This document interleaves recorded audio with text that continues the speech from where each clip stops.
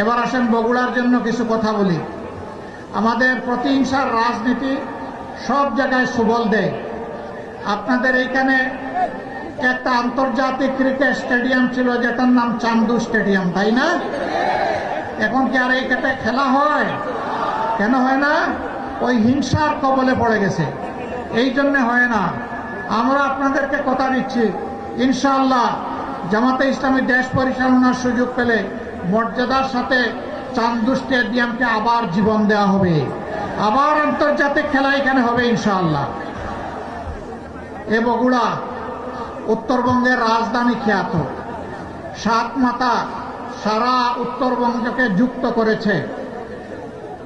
ইনশাআল্লাহ আল্লাহ তাআলা যদি আমাদেরকে দায়িত্ব দেন দেশ পরিচালনার, আমরা এই বগুড়াকে সিটি কর্পোরেশনে উন্নীত করব।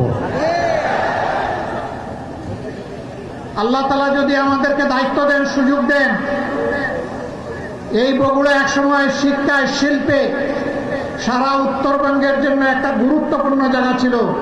এটা 100 বৎসর নয়, এই ঐতিহ্য ছিল শত শত বৎসরের। বহু জায়গায় সরকারি বিশ্ববিদ্যালয় হয়েছে, আজও বগুড়ায় একটা বিশ্ববিদ্যালয় গড়ে উঠল না। আল্লাহ যদি আমাদেরকে সেই সুযোগ দেন, এইটাও আমরা বাস্তবায়ন করবো ইনশাআল্লাহ।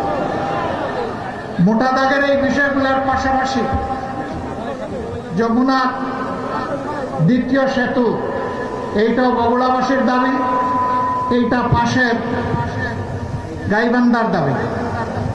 আমরা ইনশাআল্লাহ এটাকে যৌক্তিক বিবেচনায় নিয়ে তার পদক্ষেপ সেইটাও আমরা গ্রহণ করব। এটা কোনো দয়ার দান নয়। জামাতে ইসলামী তার দলীয় তহবিল থেকে এটা করবে না। আপনাদের যে টাকা, সেই টাকা দিয়েই কিন্তু এটা বাস্তবায়ন করা হবে।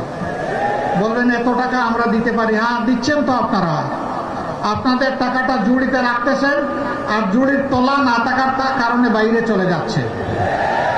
বাংলাদেশ থেকে 28 লক্ষ কোটি টাকা বিদেশে 15.5 বছরে পাচার করা হয়েছে। আমরা চেষ্টা করব পেটের ভিতরে হাত ঢুকে ওই টাকা বের করে আনতে। এটা জনগণের টাকা, জনগণের জন্য উন্নয়ন খাতে এটা এসে যুক্ত হবে ইনশাআল্লাহ। 2 নম্বর, চোরদের জড় কেটে দেওয়া হবে, আর রাষ্ট্রের টাকা চুরি করতে দেওয়া হবে না। তখন আল্লাহ তাআলা এই রাষ্ট্রের ট্রেজারিতে তহবিলে বরকত দিবেন ইনশাআল্লাহ।